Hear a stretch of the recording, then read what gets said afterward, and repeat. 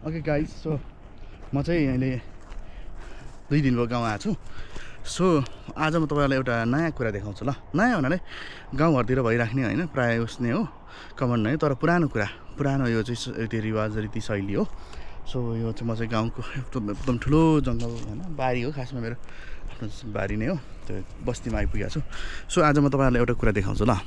के हुन्छ भन्नुहुन्छ भने तपाईँहरूलाई कतिलाई थाहा छ छैन है, त्यो चाहिँ थाहा छैन मलाई। तपाईँहरूले सम्भवतः गाउँ बस्तीमा गाउँघरमा बस्ने गर्नुभएको छ होइन, बस्नुभएको छ। तपाईँ चाहिँ गाउँ बस्ती बिलङ गर्नुहुन्छ भने होइन, रिमोट एरिया भिलेज एरियाबाट हुनुहुन्छ भने, बिलङ गर्नुहुन्छ भने तपाईँहरूलाई थाहा हुनसक्छ कि गाउँघरमा एउटा धर्म भन्छ नि, उहिलेको धर्मअनुसार धर्म गर्नुपर्छ होइन, पाप गर्नु हुँदैन भन्ने जुन एउटा छ नि ट्रेन्ड होइन, त्यो कुरा चाहिँ।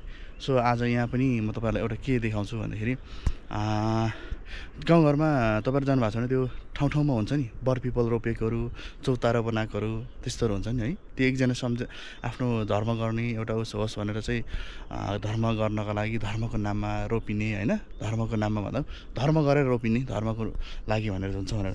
त्यस्तै गरी यहाँ एउटा छ कि म तपाईँहरूलाई देखाउँछु टक्क यसरी क्यामेरामा है। यहाँ चाहिँ एउटा छ क्या यस्तै कि यो चाहिँ म तपाईँलाई किन देखाउन चाहेँ भने यो चाहिँ मेरो घर यही मुनि हो। सो यहाँ चाहिँ पिपल छ, पल्लोपट्टिको यो पल्लो बास्केट जस्तो ऱ्याप गरिएको ठाउँमा पिपल छ, यसमा नि यो बर हो।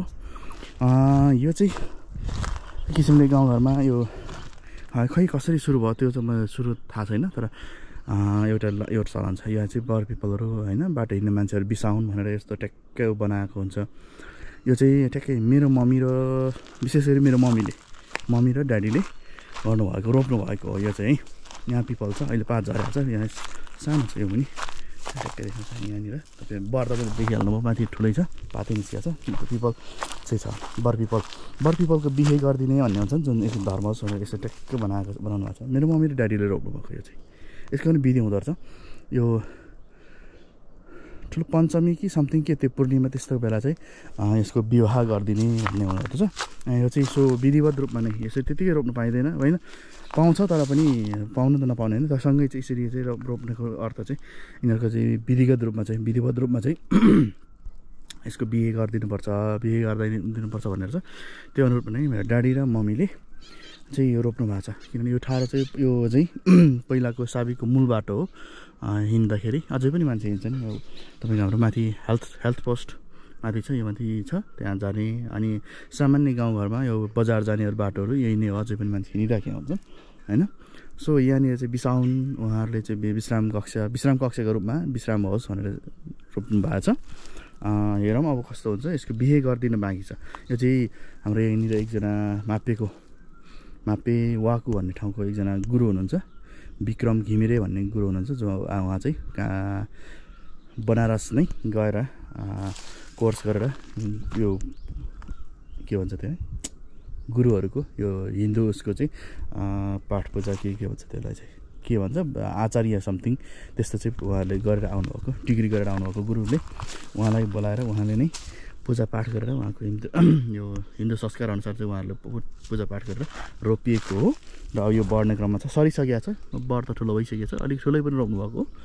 र यसको चाहिँ विधिवत रूपमा चाहिँ उखालेर बिरुवा ल्याएर खोजेर ल्याएर रोप्ने गरिन्छ, त्यो गर्नुभएको छ। अब बिहे गराइदिनु बाँकी छ।